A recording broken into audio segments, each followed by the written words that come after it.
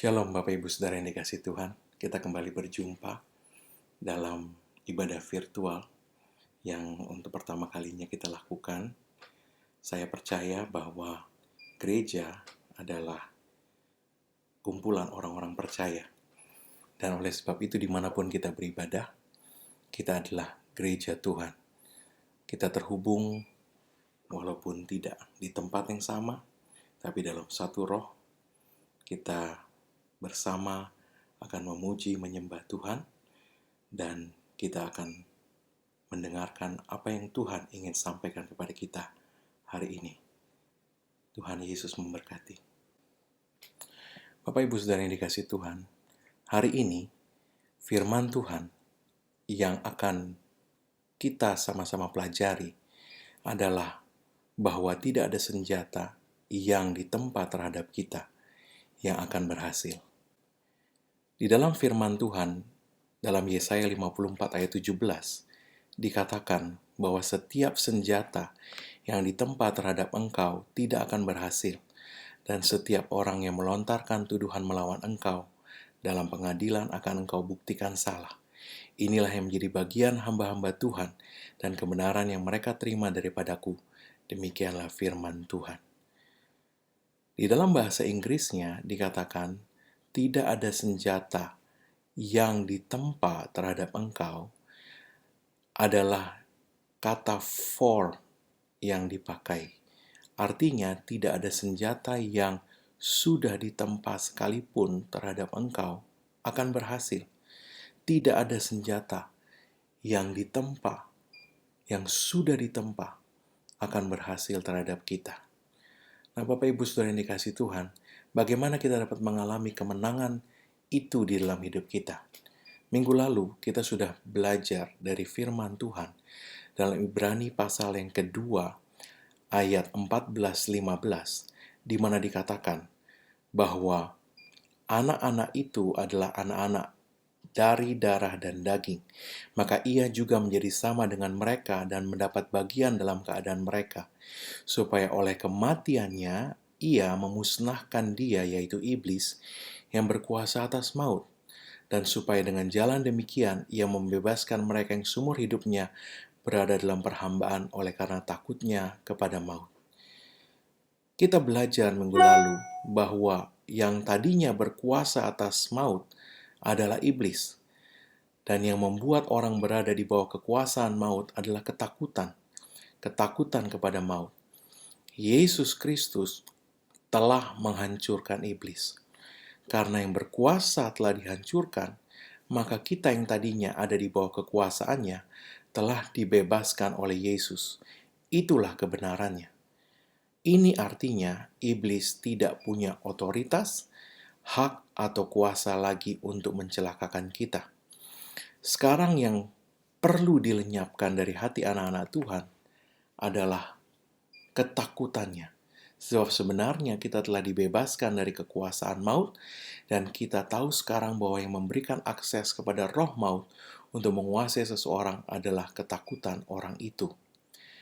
Itu sebabnya setelah ketakutan terlebih dahulu dilenyapkan, malapetaka, tulah tidak bisa mendekat kepada kita.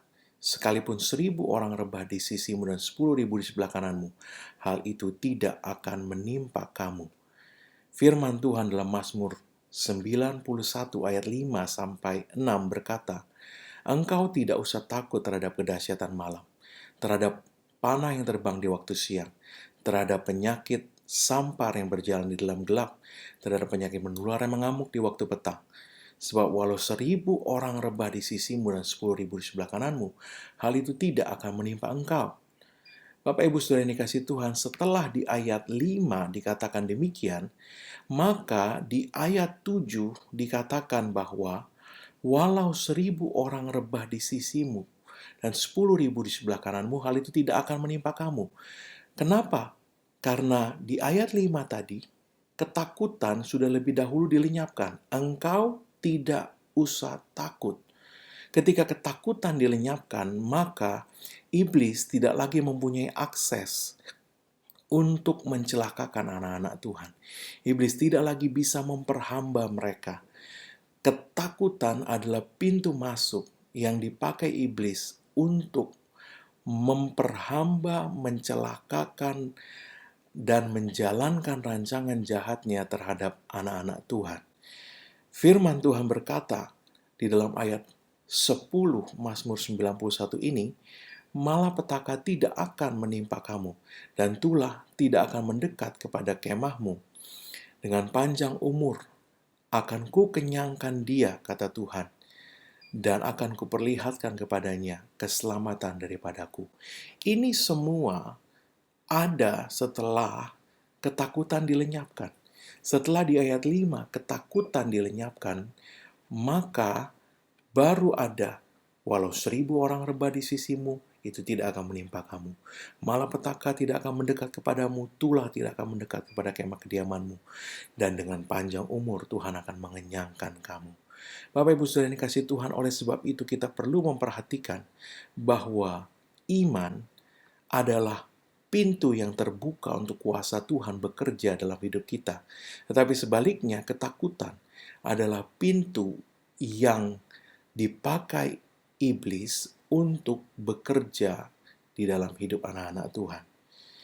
Firman Tuhan dalam Efesus pasal 4 ayat yang ke-27 berkata, dan jangan beri kesempatan kepada iblis. Jangan beri kesempatan kepada iblis. Kita tahu iblis tidak diberi kesempatan pun dia mencoba mencari kesempatan untuk bisa bekerja dalam hidup anak-anak Tuhan. Apalagi kalau kita beri kesempatan. Mungkin orang berkata, tapi saya tidak beri dia kesempatan. Kita tidak menyadari bahwa setiap kali kita mengizinkan ketakutan bekerja, kita memberi kesempatan kepada iblis. Kesempatan itu tidak harus Anda berkata, silakan iblis, lakukan sesuatu dalam hidup saya. Anda bisa memberi kesempatan dengan membiarkan diri Anda dibuat takut oleh iblis, dibuat takut oleh roh ketakutan. Bapak Ibu Saudara yang dikasihi Tuhan, kita harus melenyapkan ketakutan dari hidup kita. Untuk dapat berhasil melakukan itu, kita perlu menyadari bahwa ketakutan bukan sekedar perasaan belaka. Ketakutan adalah perasaan yang dirasa seseorang ketika roh ketakutan bekerja dan mencari akses ke dalam hidup orang itu. 2 Timotius 1 ayat 7 berkata, sebab Tuhan memberikan kepada kita bukan roh ketakutan, tetapi roh yang membangkitkan kekuatan, kasih, dan pikiran yang tenang. Di dalam bahasa Indonesia dikatakan ketertiban, dalam bahasa Inggris sound mind, pikiran yang tenang. Jadi karena ketakutan adalah perasaan yang dirasakan ketika roh ketakutan bekerja, ketakutan tidak dapat dilenyapkan oleh sekedar membuat diri kita tidak memikirkan apa yang membuat kita takut. Tidak bisa. Dia adalah pekerjaan suatu roh yang Alkitab, firman Tuhan katakan, adalah roh ketakutan. Itu sebabnya kita perlu kekuatan pekerjaan dari roh yang lebih besar dari roh ketakutan untuk bisa mengalahkan, untuk bisa melenyapkan ketakutan dari hidup kita. 2 Korintus pasal 4 ayat 13 mengatakan, namun karena kami memiliki roh iman yang sama, kami memiliki roh iman. Roh iman adalah roh yang lebih besar yang dapat menaklukkan roh ketakutan. Roh iman bekerja dengan cara seperti ada tertulis, aku percaya, sebab itu aku berkata-kata. Maka kami juga percaya, dan sebab itu kami juga berkata-kata. Roh iman percaya dan berkata-kata. Roh iman adalah roh yang lebih besar dari roh ketakutan. Roh iman akan menaklukkan roh ketakutan any day, anytime, anywhere, anything. Tidak ada yang bisa menaklukkan roh iman. Roh iman selalu membawa kemenangan. 1 Yohanes pasal 5 ayat 4 berkata, sebab semua yang lahir dari Allah mengalahkan dunia. Dan inilah kemenangan yang mengalahkan dunia, iman kita. Semua yang lahir dari Allah mengalahkan dunia. Dan ini kemenangan yang mengalahkan dunia, iman kita. Dengan kata lain, roh iman akan menaklukkan roh ketakutan kapanpun, dimanapun, dan atas soal apapun juga.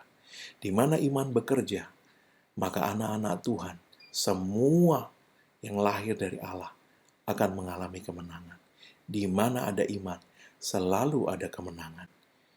Firman Tuhan berkata, anak-anak Tuhan akan selalu menang ketika ada roh iman bekerja. Pertanyaannya, bagaimana iman datang ke dalam kehidupan seseorang? Roma pasal 10 ayat 17 berkata, iman timbul dari pendengaran dan pendengaran akan firman Kristus. Di dalam bahasa Inggrisnya dikatakan, faith comes by hearing and hearing by the word of God. Jadi iman datang ketika kita mendengar dan mendengar firman Kristus. Mengenai apapun juga. Mengenai kesehatan, mengenai keuangan, mengenai rumah tangga. Ketika kita mendengar firman Tuhan mengenai hal-hal itu, iman dalam bidang-bidang itu akan datang ke dalam hidup kita, akan masuk ke dalam hati kita. Kita perlu menyadari bahwa iman bukan sekedar percaya kosong. Iman bukan menyepelekan sesuatu karena ketidakmengertian. Iman adalah kepercayaan yang memiliki muatan, dan muatannya adalah firman Tuhan. Pengenalan akan firman Tuhan memenuhi hati seseorang dengan iman. Itu sebabnya sekalipun seseorang berkata bahwa dia percaya kesembuhan ilahi atau percaya bahwa Tuhan sanggup menyembuhkan, namun hal itu tidak bekerja dalam hidup dia jika tidak ada pengajaran firman Tuhan yang cukup, yang mengajar mengenai kesembuhan ilahi, mengenai kuasa Tuhan yang menyembuhkan kepada orang itu. Minggu lalu saya menceritakan bagaimana Kenneth E. Hagin menceritakan mengenai seorang hamba Tuhan yang bernama E.W. Kenyon, di mana setiap tahun E.W. Kenyon ini mengambil waktu 3 bulan dalam setiap tahun untuk mengajarkan kesembuhan ilahi kepada jemaat gereja yang dia gembalakan. Nah, Bapak Ibu Saudara yang dikasihi Tuhan, mulai dari anak-anak sampai orang dewasa, 3 bulan dalam setahun diajar kesembuhan ilahi, diajar kebenaran firman Tuhan mengenai kesembuhan ilahi. Anda tahu apa hasilnya? Hasilnya adalah tidak ada seorang pun dalam 23 tahun penggembalaan E.W. Kenyon di gereja yang dia gembalakan itu, tidak ada seorang pun yang jatuh sakit sehingga dirawat di rumah sakit, dan tidak ada yang mati muda. Tidak ada. Kalau ada yang meninggal, itu adalah orang-orang yang sudah sangat tua. Bapak Ibu Saudara yang kasih Tuhan, mengapa demikian? Karena iman ada di sana. Bukan percaya kosong. Iman yang sejati. Iman yang sejati adalah percaya yang punya muatan. Ada muatan firman Tuhan di dalamnya. Bukan sekedar saya percaya kesembuhan ilahi, tapi kemudian tidak ada yang terjadi. Kenapa? Kok nggak terjadi? Lalu orang menyalahkan Tuhan. Oh, Tuhan tidak mau menyembuhkan. Atau orang membuat alasan, oh itu memang bukan kehendak Tuhan menyembuhkan. No. Firman Tuhan berkata semua yang datang kepada Yesus disembuhkan. Tidak ada yang tidak disembuhkan. Berarti adalah kehendak Tuhan untuk selalu menyembuhkan. Namun, setiap kali kita melihat peristiwa kesembuhan, kita akan selalu melihat iman di sana. Ada iman terlibat untuk menerima kesembuhan, kuasa kesembuhan yang mengalir dari Yesus diterima dengan iman. Bapak Ibu Saudara yang dikasihi Tuhan, iman yang sejati punya muatan. Dan muatannya adalah firman Tuhan. Satu hal yang perlu disadari oleh anak-anak Tuhan adalah bahwa iman itu selalu menaklukkan ketakutan. Efesus 6 ayat 16 berkata, dalam segala keadaan pergunakanlah perisai iman. Sebab dengan perisai itu, kamu akan dapat memadamkan semua panah api dari si jahat. Semua panah api dari si jahat akan padam dengan perisai iman. Nah, Bapak Ibu Saudara yang dikasihi Tuhan, ini penting untuk kita sadari. Ketakutan itu bekerja dengan cepat. Ketakutan ketika dia menyerang, itu hampir seketika membuat seseorang lumpuh, membuat seseorang tiba-tiba seperti tidak logis lagi, dikuasai oleh sebuah perasaan yang membuat dia cemas, khawatir, membuat dia tidak dapat berpikir dengan sehat lagi. Panik. Itu yang terjadi ketika ketakutan itu menyerang. Itu sebabnya kita perlu memiliki iman sudah ada di dalam diri kita. Ketika ketakutan menyerang, kita tidak bisa menunggu ketika ketakutan datang baru kita berusaha memasukkan iman ke dalam hati kita. Kita tidak mau menjadi bulan-bulanan dari roh ketakutan. Oleh sebab itu, sangat penting untuk kita perhatikan apa yang masuk ke dalam hati dan pikiran kita. Apakah iman atau ketakutan? Studi menunjukkan rata-rata orang Amerika mengkonsumsi 5 jam TV dan itu belum termasuk sosial media. Mendengarkan musik, bermain video games, membaca majalah, dan seterusnya. Memakai waktu demikian banyak untuk dipenuhi dengan media digital seperti itu adalah cara yang dipakai iblis untuk anak-anak Tuhan perlahan-lahan berhenti menerima suplai firman ke dalam hati mereka. Suplai firman membawa muatan iman ke dalam hati anak-anak Tuhan. Tanpa suplai firman, tidak ada muatan iman yang terus mengalir. Dan lama-kelamaan, iman di dalam hati seseorang akan melemah. Kita mungkin berpikir, baru minggu lalu saya dengar firman itu. Kenapa hari ini, hari Jumat ini, atau hari Kamis ini, sepertinya sulit untuk mempercayai Tuhan, padahal baru hari Minggu lalu. Itu karena iman datang dari mendengar dan mendengar firman Kristus. Tanpa mendengar secara teratur firman Kristus, iman tanpa kita sadari akan mulai menipis dari hati kita.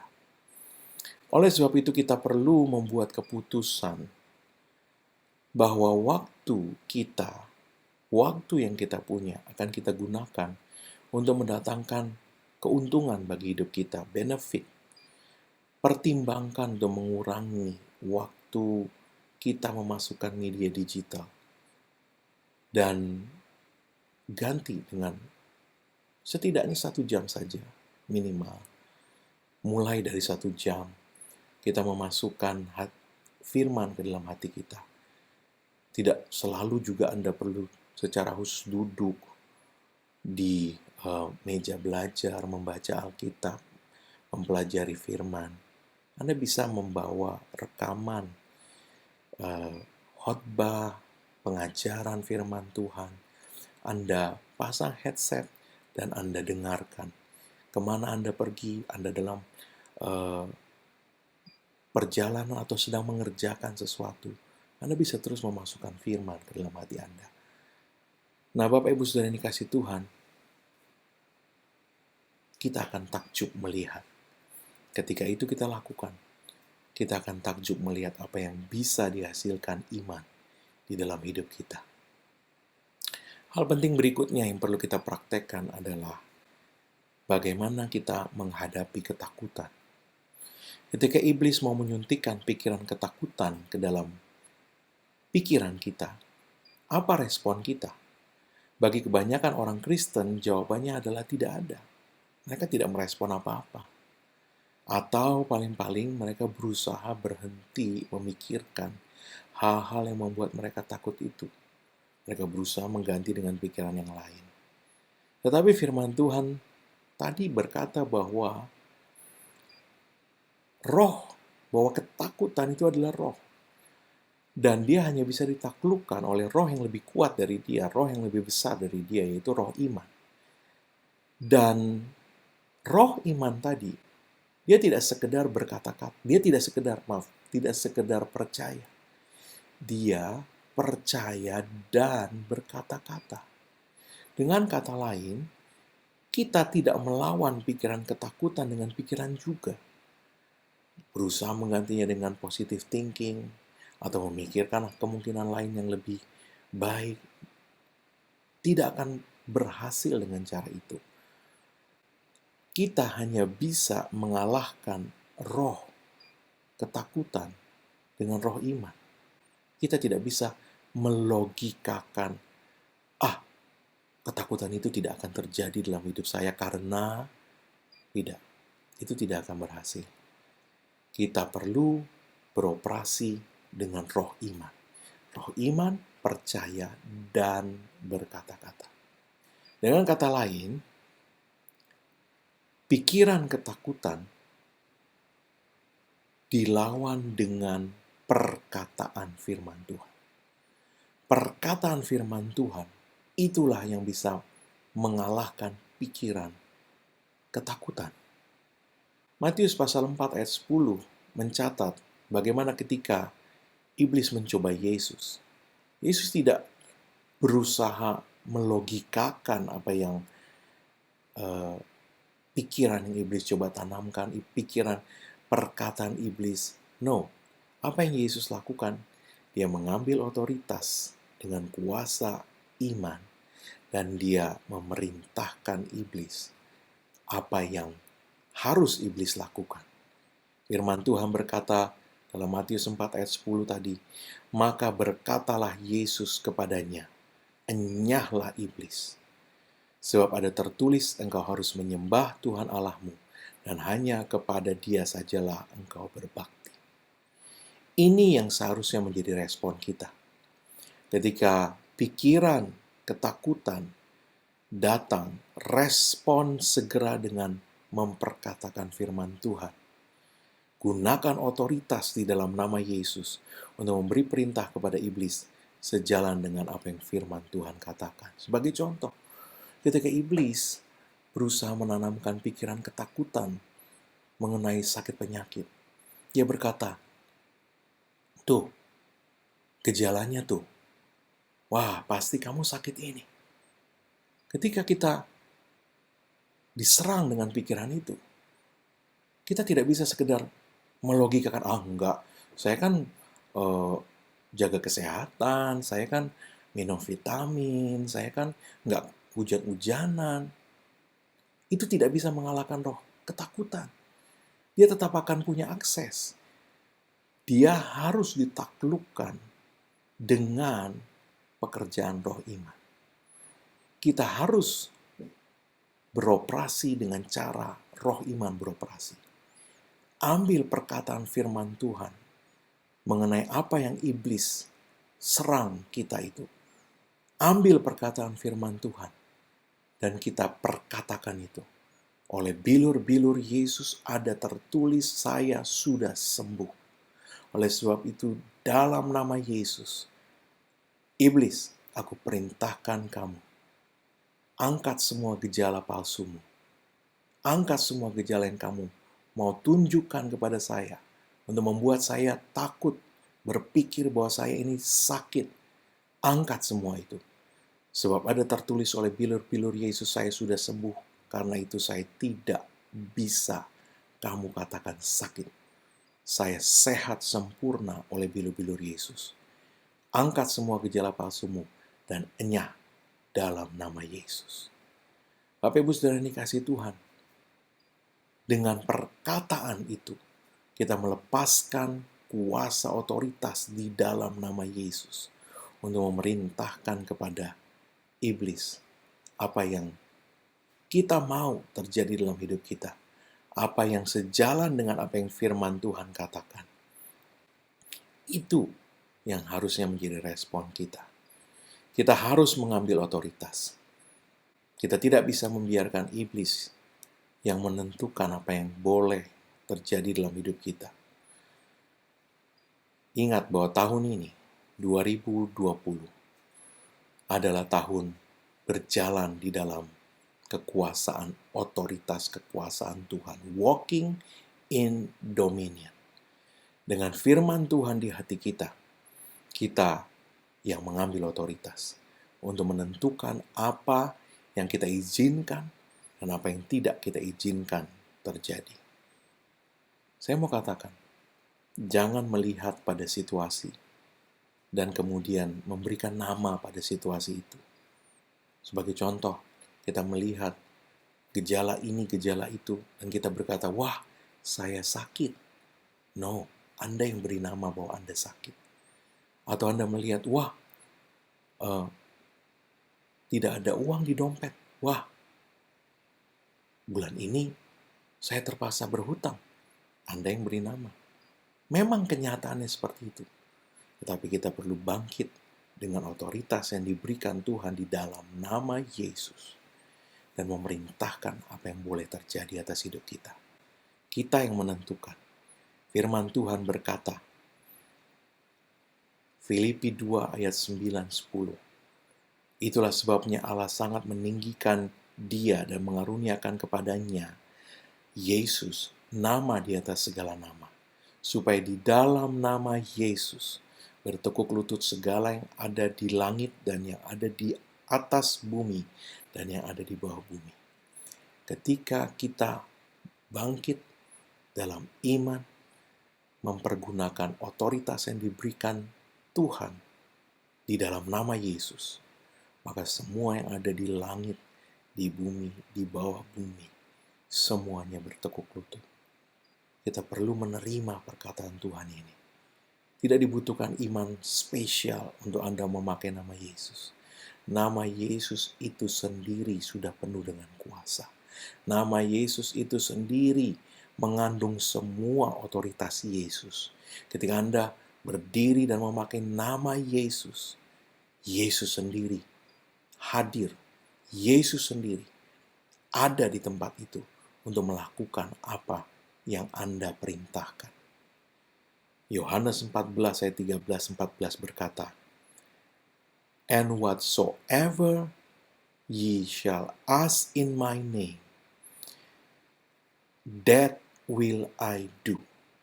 Apapun yang kamu akan minta di dalam namaku, itu akan aku lakukan. Di dalam bahasa Yunani, kata ask di sini, itu lebih tepat diterjemahkan sebagai demand. Membuat sebuah perintah, membuat sebuah tuntutan kepada kuasa kegelapan, kepada situasi, untuk melakukan apa yang Anda perintahkan. Ketika Anda membuat tuntutan kepada situasi, kepada iblis, di dalam nama Yesus, Yesus berkata, aku akan melakukan itu. Sehingga di ayat 14 dikatakan, sekali lagi diulangi, kalau kamu, if ye shall ask anything, kalau kamu akan menuntut, memerintahkan apapun in my name, di dalam namaku, kata Yesus, I will do it. Aku akan melakukannya. Aku akan melakukannya. Aku akan melakukannya. Ketika Anda berkata, di dalam nama Yesus, tidak ada celaka mendekat kepadaku, maka Yesus akan melakukan itu. Di dalam nama Yesus. Dengan roh iman beroperasi dalam hidup kita, firman Allah berkata, semua yang lahir dari Allah mengalahkan dunia. Amin. Bapak Ibu Saudara yang dikasihi Tuhan, mari saya undang kita ambil waktu sebentar untuk membuat sebuah deklarasi iman di dalam nama Yesus. Ikuti saya. Dalam nama Yesus, saya duduk dalam lindungan yang maha tinggi. Saya bermalam dalam naungan yang maha kuasa. Tidak ada yang jahat mendekat kepada saya. Tidak ada tulah mendekat kepada kemah kediaman saya. Tidak ada celaka, tidak ada maut, tidak ada malapetaka, tidak ada sakit penyakit. Apapun namanya, nama Yesus ada di atas segala nama. Dan di dalam nama Yesus itu saya perintahkan, apapun namanya, sakit penyakit, celaka, maut, menyingkir daripada saya. Tidak bisa mendekat kepada saya. Tidak bisa mengenai saya. Sekalipun 1.000 orang rebah di sisi saya. Dan 10.000 di sebelah kanan saya. Itu semua tidak bisa mengenai saya. Dengan panjang umur Tuhan akan mengenyangkan saya. Dan Tuhan akan memperlihatkan kepada saya keselamatan daripadanya.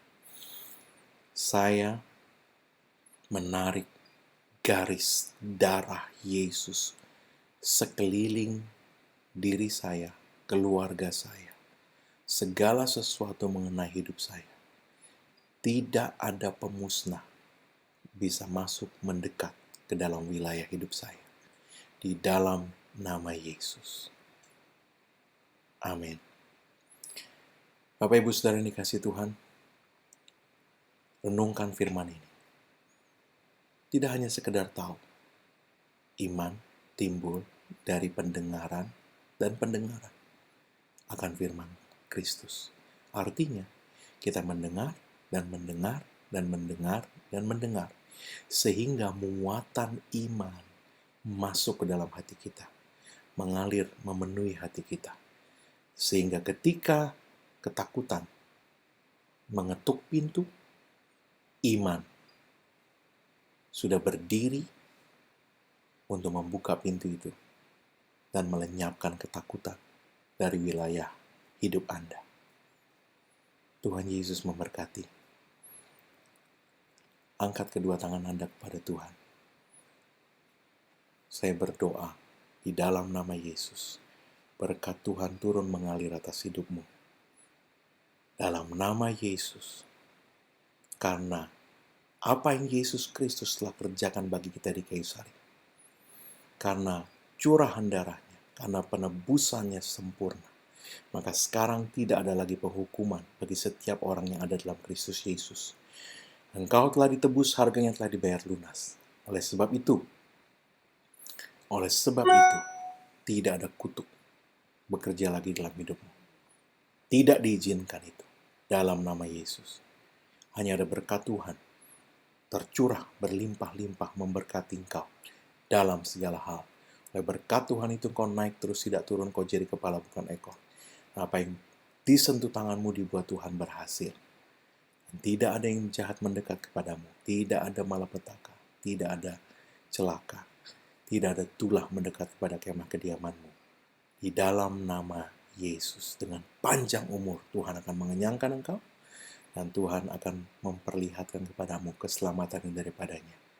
Umurmu minimal 120 tahun. Dan dipenuhi dengan hari-hari yang baik dari Tuhan. Dalam nama Yesus.